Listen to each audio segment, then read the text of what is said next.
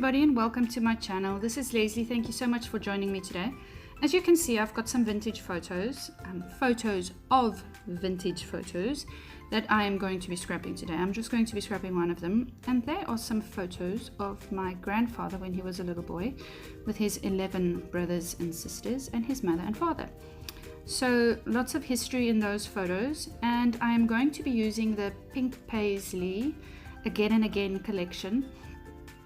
Now, although this collection isn't an official vintage collection, it sort of has vintage characteristics, like the colors are not, they're not very bright, they're very muted. The patterns, it's a more mature collection, and I decided that I was going to scrap these photos that I have with this collection. And so how I got to get the photos was my auntie took them for me.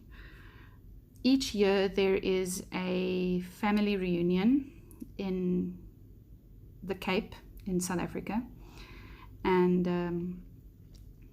then obviously family members show up and they show all their photos and they talk and they share what's going on in their lives, and they talk about history and they talk about people that have passed away and that's passed on, and remembering things and remembering what childhood was like, and all those stories. And my aunt and uncle went to the reunion in 2019, and one of the older ladies had a bunch of photos there that day, and my auntie was very clever, and she took very nice photos of the vintage photos. These are so well taken that there's no glare in the photo. The color is perfect. I could basically just crop the photo down a little bit and then print the photo on my selfie. So it was awesome. She did an amazing job in taking these photos, so I'm very impressed. I just can't wait to get more photos so that I can build a complete album with these photos. I'm also going to be scrapping some of my husband's family, all their old photos, their black and white photos of grandparents and when they were little, and so on. So you can see here that I have ripped some paper, 3 patterned paper sheets. I've ripped the corners off of them and sort of staggered them in the left hand bottom corner of the layout. I'm using some plain American textured white cardstock, and I've also fussy cut one of the pattern papers from the 12 by 12 sheet of Again and Again, and it's this sheet with all these beautiful flowers on. And this is what I usually do if I get a collection. The first thing I do is I go through the collection and I see what I can fussy cut, because usually I don't always have a clear idea of what I want to scrap with a collection. I don't have a clear idea of what photos I want to use, or if I want to scrap a certain event or something like that. So I usually go through the collection, tear out the pages that have flowers on them or anything I can fussy cut, like a cut apart sheet, and then I cut them apart and I store them in a little baggie with the collection, and then I use them as ephemera.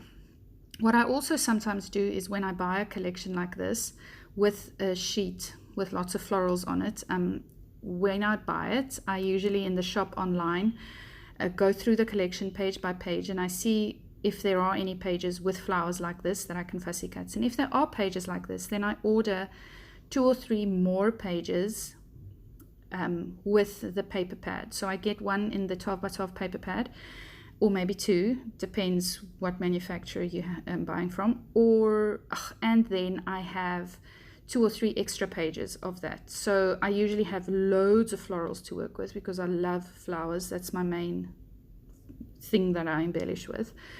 And yes, so for this collection I did buy extra sheets, so I've got lots of flowers to work with. And you can see that I am just sticking down these corners sort of very haphazardly. However, I waited for the glue to dry so that when I used my happy stitch, the papers wouldn't move, and they were quite glued down to the white piece of cardstock. And I'm very happy with my happy stitch. I think I finally cracked it. I think I finally figured it out. We are friends.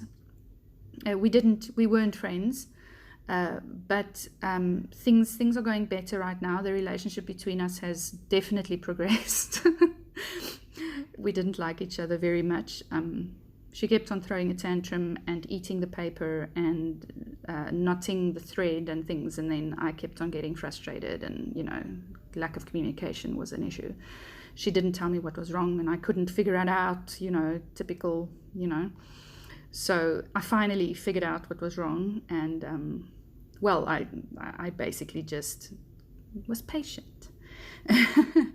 And I think the thing is that this happy stitch, it is a bit different than a normal sewing machine. It stitches a lot slower than a normal sewing machine, and you have to guide the paper because it sort of moves to the side. The little foot at on the bottom that moves the paper along sort of moves the paper a little bit diagonally. So you've really got to guide the paper. You can't just let the paper go, because then it's going to go all diagonal across your page. So you've got to be very focused when you're using the machine.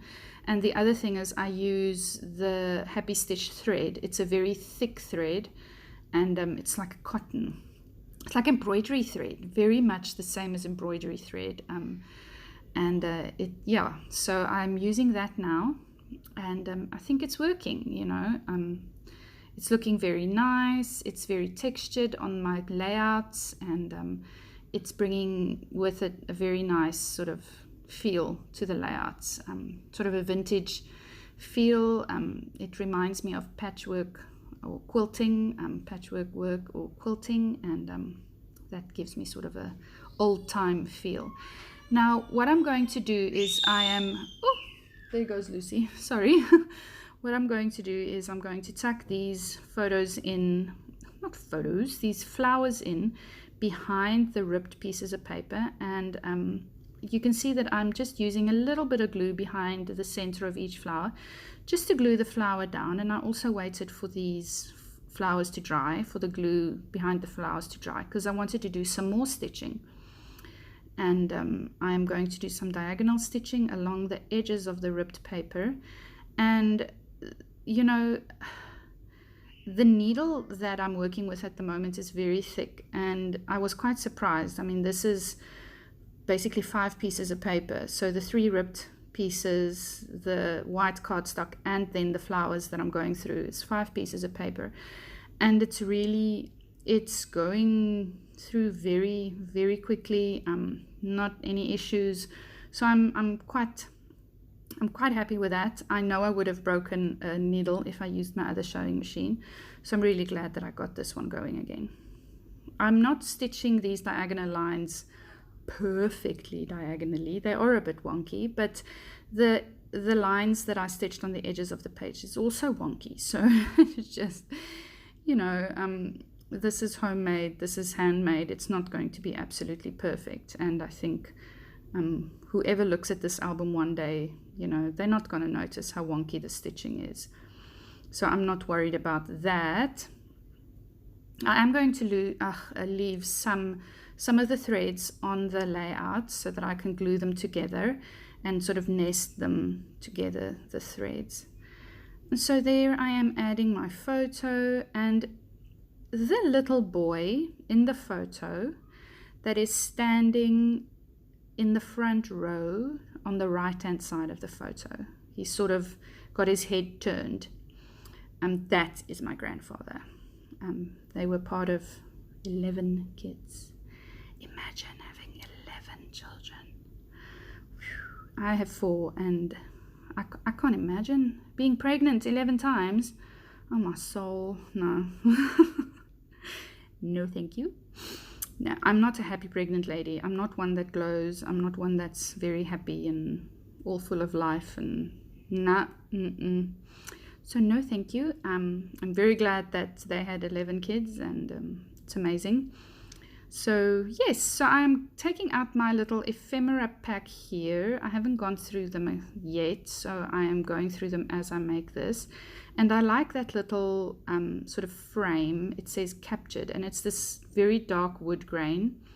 I like it a lot, and it's bringing in some gold as well. I'm placing that little green circle with the sort of sunburst on it right at the top of my layout, top right hand corner under the flowers, just to bring in some green to balance the layout a bit. I'm also going to put a sort of a color swatch behind the photo and that little paper clip that says today. That is really cute. I really like that a lot. I am going to be tearing these little tabs apart, or these little tags that are sort of flag framed and flag shaped, sorry. And I'm going to just place it there behind the photo, also to bring in some green, also to just balance that side of the photo, because there's a lot going on the left hand side, not so much going on the right hand side of the photo. It needed something heavy, something more balanced. And yes, so all I need to do now is to glue the rest of everything together. And I'm very happy with how this layout is going. The more I look at it on screen now, the more I like it. It's very balanced. It's very pleasing to the eye. I get a nice feeling when I look at this layout because it is balanced. Not an uneasy feeling. So I'm just sticking these down with some wet glue. And you can see that I'm just teeny tiny little blobs of glue behind these flowers. I don't over glue my things. Sometimes probably should, but I don't. I just put a little dab of glue behind each little flower and just stick it down. There's not much more needed. Not much more needed indeed. Yes.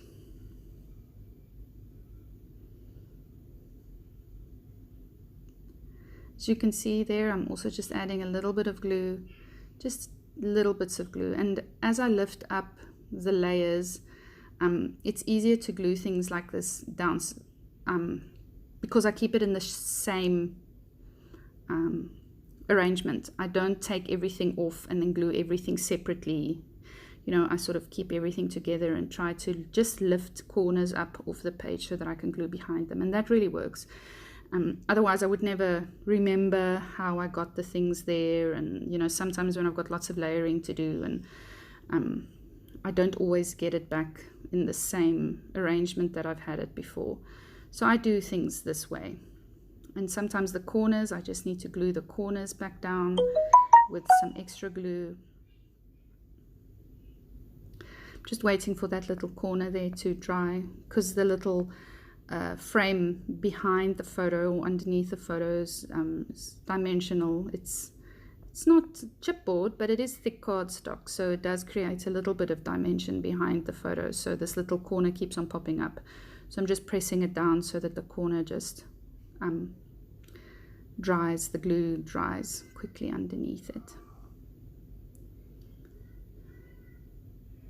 And I'm just flipping over my layout so that I can cut off the edges, the extra bits that are overlapping, so that it fits in my page protector.